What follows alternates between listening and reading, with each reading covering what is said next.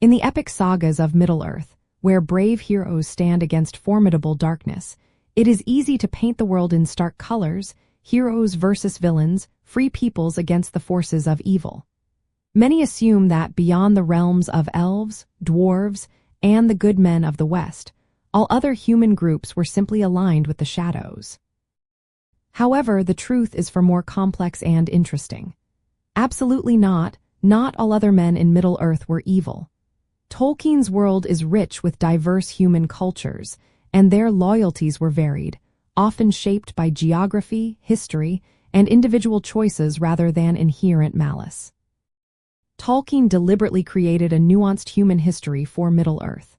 The men we often celebrate, like those from Gondor and Rohan, are descendants of the Edain, who chose to fight alongside the elves against Morgoth in the First Age. They earned the title of Friends of the Elves and maintained their resistance to darkness. But throughout the vast lands of Middle-earth, countless other human groups existed.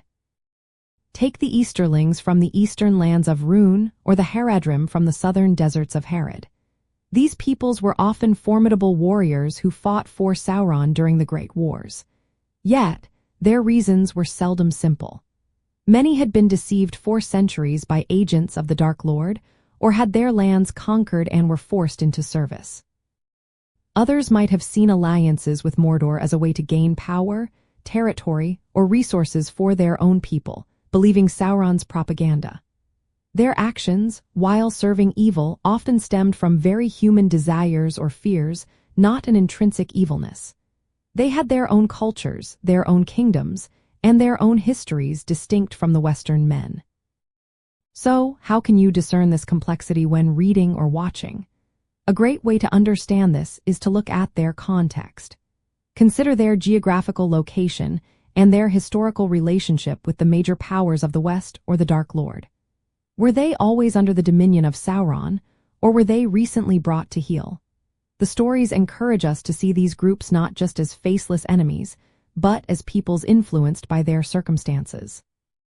Understanding their origins, even if briefly mentioned, helps to clarify their position within the wider conflict. It moves us beyond a simple good versus evil binary and into a more intricate understanding of allegiance. For example, a fascinating, if grim, detail is found in the story of the Black Númenóreans. These were not primitive men, but descendants of the great Númenórean kingdom.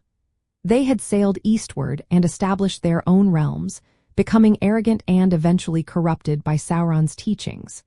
They became some of his most devoted and cruel servants, demonstrating that even those with a noble heritage could fall. Then there are groups like the Variags of Khand, fierce charioteers who fought for Mordor in the War of the Ring. Their culture and motivations are barely touched upon, yet their very presence highlights the diverse human populations beyond the familiar borders. These brief mentions reminded us that Sauron's influence reached far and wide, often preying on existing rivalries or offering tempting, false promises.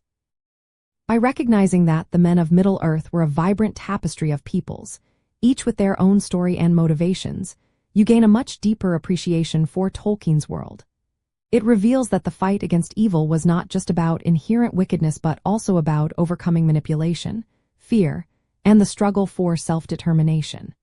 This nuanced view makes the ultimate triumph of the free peoples, and the choices made by all men, even more meaningful and profound.